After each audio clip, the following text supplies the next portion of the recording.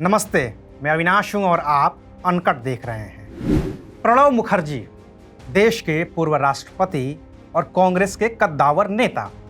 उनकी किताब जब बाजार में आने वाली थी तब भी विवाद हुआ और जब बाजार में आ गई तब भी विवाद हुआ। इस विवाद की वजह यह थी कि इसमें कांग्रेस से लेकर और बीजेपी तक की कहीं पे सराहना की गई है और कहीं पर आलोचना की गई है। इस किताब का रिव्यू मैंने एक वीडियो में आपको बताया था, जिसका लिंक आपके कमेंट बॉक्स में मिल जाएगा। लेकिन उस वीडियो में बहुत सारे लोगों ने ये पूछा था कि अलग अलग मीडिया संस्थानों में अलग अलग पत्रकार इस किताब के बारे में अलग अलग रिव्यू दे रहे हैं। कुछ लोगों ने कहा था कि कुछ पत्रकार ये कह रहे हैं कि प्रणब मुखर्जी ने सिर्फ और सिर्फ प्रधानमंत्री मोदी की तारीफ की है। वहीं कुछ लोग ये कह रहे थे कि इस किताब में तारीफ जैसी कोई बात नहीं है, प्रणब मुखर्जी ने प्रधानमंत्री मोदी की सिर्फ और सिर्फ आलोचना की है। तो मैं आपको आज इस वीडियो में ये बताऊंगा कि असल में प्रणब मुखर्जी ने अपनी आखिरी किताब द प्रेसिडेंशियल ईयर 2012 टू 2017 में पीएम मोदी को लेकर क्या क्या अच्छा कहा है, क्या सराहना की है और कहां उनकी आलोचना की है। तो शुरुआत करते हैं सराहना से। प्रणब मुखर्जी अपनी किताब में लिखते हैं कि प्रधानमंत्री मोदी को जो जनादेश मिला था वो उन्होंने अर्जित किया था। वो ये लिखते हैं कि उन्हें यकीन नहीं था कि 2014 में बीजेपी पूर्ण बहुमत के साथ सत्ता में आएगी। उन्हें ये लग रहा था कि हो सकता है कि जनादेश खंडित हो जाए, लेकिन बीजेपी ने नरेंद्र मोदी को शुरुआत में ही प्रधानमंत्री पद का दावेदार बता दिया था और इस दावेदारी के साथ ही वो चुनाव में उतरे थे। तो प्रधानमंत्री मोदी ने अपने करिश्माई नेतृत्व की वजह से, अपने जो चुनावी प्रचार था उसकी वजह से उन्होंने वो बहुमत हासिल किया और उन्होंने सत्ता हासिल की। इसके अलावा कई जगहों पर और प्रणब मुखर्जी ने प्रधानमंत्री मोदी की तारीफ की है। इसको लेकर के जैसे सबका साथ सबका विकास जो नारा था उसको लेकर के तारीफ की है। जनधन योजना, डायरेक्ट कैश ट्रांसफर जैसी योजनाएं और तमाम ऐसी योजनाएं थी जिनको लेकर के प्रणब मुखर्जी ने पीएम मोदी की खुले दिल से तारीफ की है। इसके अलावा प्रणब मुखर्जी ने पीएम मोदी की विदेश नीति की भी तारीफ की है। उन्होंने अपनी किताब में साफ तौर पर यह लिखा है कि नरेंद्र मोदी सिर्फ और सिर्फ गुजरात के मुख्यमंत्री हुआ करते थे तो उन्हें विदेश नीति की इतनी ज़्यादा जानकारी नहीं थी, लेकिन जब वो प्रधानमंत्री बने हैं तो उन्होंने तुरंत ही उस अपनी जानकारी में इजाफा किया और एक अच्छी रणनीति के तहत उन्होंने दुनिया भर के तमाम देशों में अपने ताल्लुक बनाए, देश का मान बढ़ाया।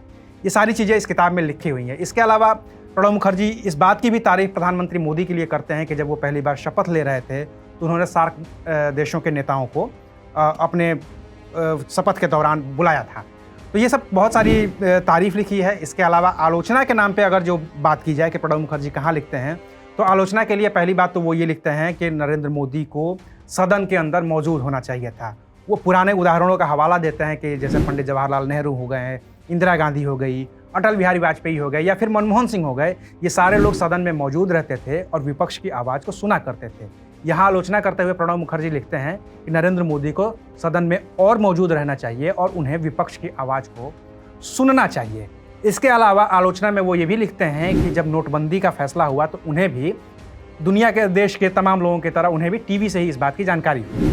वो उस वक्त नोटबंदी को उन्होंने सपोर्ट किया था, लेकिन बाद में जब वो अपनी किताब में लिखते हैं कि नोटबंदी के जो वजहें गिनाई गई थी, पीएम मोदी ने उनसे मिल करके जो कहा था कि नोटबंदी किस वजह से लागू की जा रही है, वो अपने मकसद में पूरी तरह से फेल हो गई। इसके अलावा जीएसटी को लागू करने के लिए वो तारीफ करते हैं।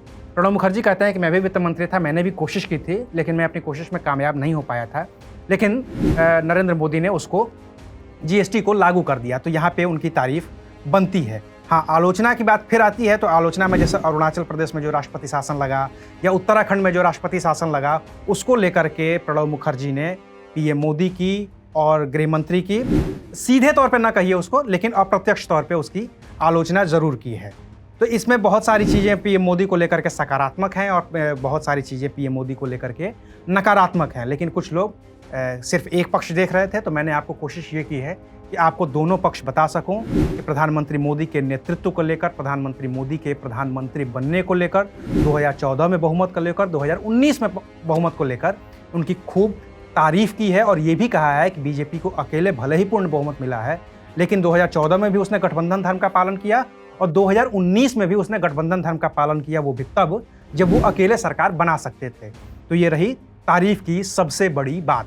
और जो आलोचना की जो सबसे बड़ी बात ही है वो ये है कि प्रधानमंत्री मोदी ने 2014 से 2019 के दौरान विपक्ष की आवाज़ को अनसुना किया और उसको उसमें उनको ध्यान देना चाहिए। ये जो सबसे बड़ी आलोचना थी।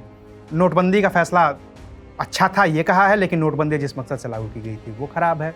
जीएसटी को लेकर के खुल करके कुछ नहीं कहा है, लेकिन ये कहा है कि जीएसटी एक बड़ा कदम था और उसको लागू करने में उनके हस्ताक्षर से लागू हुई है, तो ये एक अच्छी योजना हो सकती है। इसके अलावा तमाम और भी बातें हैं। तो आपको अगर लगता है कि एक पक्ष है या दूसरा पक्ष है या असल में क्या है, तो इसके लिए आपको ये किताब ज़रूर पढ़नी चाहिए। 2021 की शुरुआत में मैं आपको रिकमेंड करूँगा कि ये किताब आप ज़रूर पढ़िए।